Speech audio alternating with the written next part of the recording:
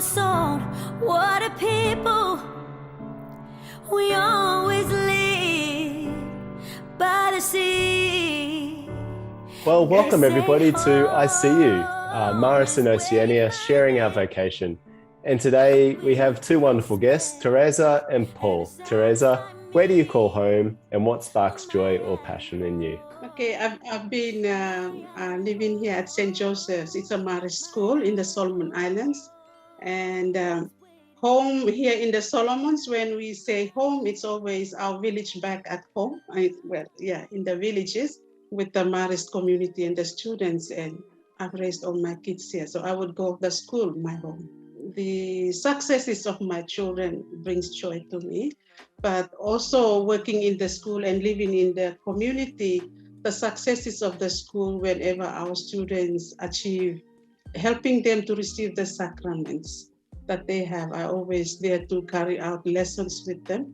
Brings me joy too whenever I see them receiving those sacraments in their lives. Thanks, Nathan. I'm very much, I consider myself a local here in Kilmore, living in the beautiful country town here where Assumption College is, and that's where I work. In fact, I live in a Marist house 200 metres from the entrance to Assumption College. So the college is virtually my backyard, and very much this place has become home for me, which is ironic because if you're going to ask me what my passion is, my real passion at a deep level is the country of Timor-Leste. I've just felt really closely associated with Timor-Leste since I was a young boy, and the 5 Australian journalists were murdered in Balibo, and it's always had a great strong connection with me.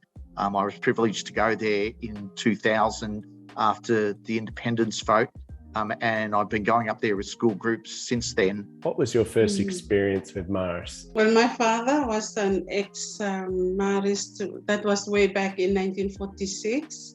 And just after the World War II, when the Marists opened the place. So I heard about them from my father. But then in 1977, I became a student of the place too.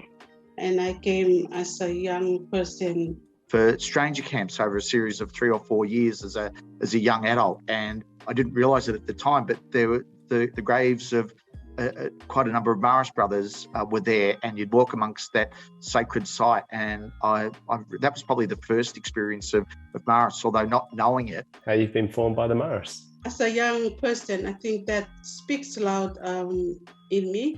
I haven't even realized, like they were not talking about things like the 5 pillars and all that, but they were just there being with us during work and always there for us whenever we need their presence with us, whether it's in the dorm or in the cocoa plantation or the coconut plantation. All these years as a student, I was formed the way the Marists were now talking about it, and they made it in such a way that you can see clearly now that, oh yeah, so we've been in routine, we've been love working, and they were always there for us.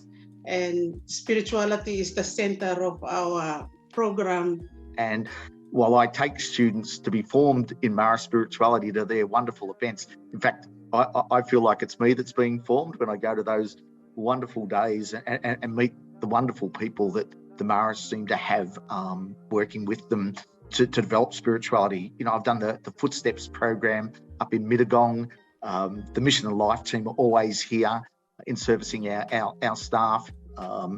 The Marian lecture that we had just last week with Father Frank Brennan, you know, the wonderful spiritual formation that goes on, including the Marist Association that continuously puts out these beautiful reflective resources that are just wonderful reading and just nourish your spiritual life.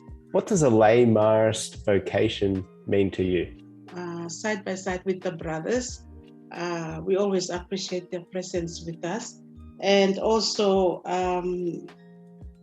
trying to live the Marist mission and the charism, especially the 5 pillars.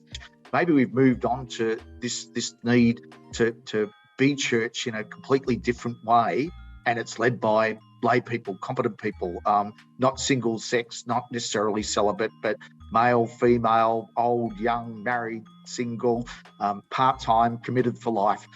whatever. I just think that image of church is a powerful one. In my culture, we have a wooden drum it's not just one, a group of wooden drums all arranged in a circle. The way they play it is that one of the drums will take the lead, and he will be the one who plays the rhythm, and then the rest will listen to it. And then when they pick it up, all of them will play in their own way of playing, of beating their drums, and together it makes a beautiful rhythm in which we can appreciate, and it's melodious when they put them together. So for me, it's that group of drums. And when how does it reflect to the Marists? For me, like the Marist, that little drum that takes the lead and decides the beat and decides the rhythm for the rest of the other drums, is like, for me, the Marist mission. And the Marists have come and shown us the way to play it and the way to live it in our communities. And I love to take our new students, and I stand them outside our chapel with the doors open, being held open by Marist and Champagne, and invite them to look in to the chapel, and the stones invite them in through to the altar, which is also made of the same stone, and to the crucifix at the very back of the chapel or the front of the chapel, also with the same stone. And there's this journey being invited into the chapel through these stones, but it's made possible by Marcelin opening the door and holding the door open. And then I asked the students to look around behind you, and you can see the same statue, the life-size one, and it's in a direct line. It's been designed that way, from the crucifix through the altar, through the holy water font, with the water flowing symbolically across these rocks, so that you're getting the Marist image of water from the rock flowing out into the community. And there, as far as you can see, is Marcelin working with young people in the school community.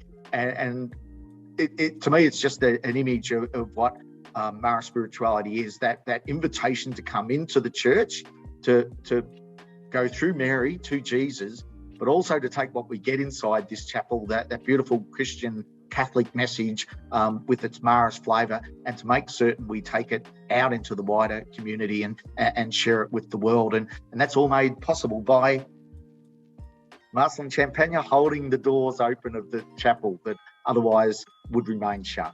So thanks, Paul and Theresa, for joining us on I See You today. We've learned so much about what it means to be a Marist in your part of the world, and we look forward to seeing you next time.